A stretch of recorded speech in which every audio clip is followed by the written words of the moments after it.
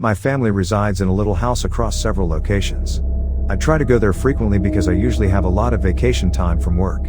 The drive there is relaxing, so I don't mind taking a few extra days to get there.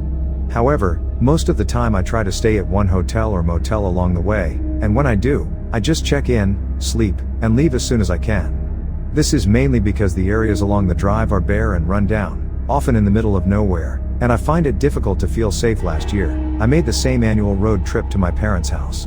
I set out early, around 1 or 2 a.m., and drove for nearly 20 hours without breaks, stopping occasionally for food and coffee.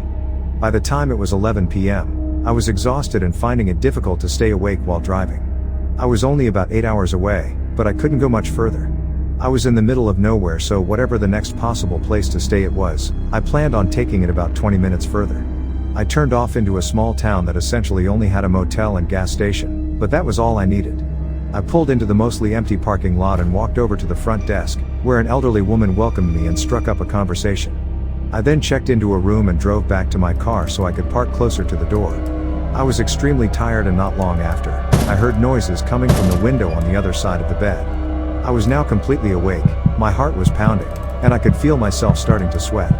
I turned around fast and turned on the light. The room was vacant and nothing seemed out of the ordinary until I noticed the closet door was ajar. I was trying to imagine every possible scenario in my head. I tried to shout out, "Hello," but there was no response.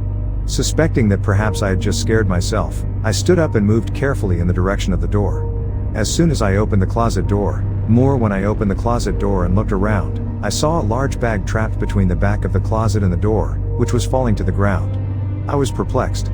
While I was looking at all of this stuff, I saw that the clothes, bags, and appliances were all clearly belonged to someone and weren't the usual motel fare.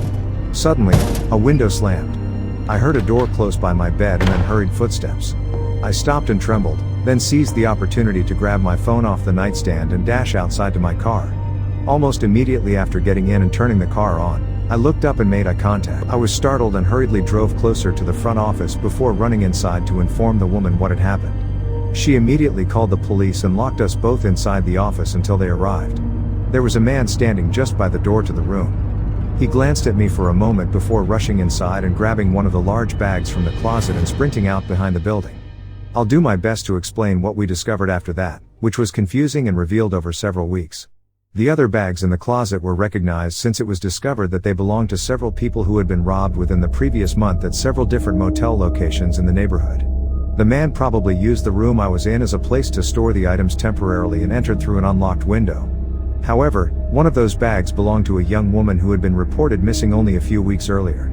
The police believe the crimes are connected, but all of the reported stolen bags were recovered inside the closet, thus the bag that the man sprinted inside to get remained unaccounted for. My curiosity has really kept me from being able to forget that night, as I wonder what he had in mind when he was outside the window while I was sleeping. I knew it was closed when I went to bed, so he must have opened it while I was asleep, which is even creepier. He questioned me on it multiple times, making sure I was certain that I saw him run out with another bag, asking me the approximate size of it, and everything.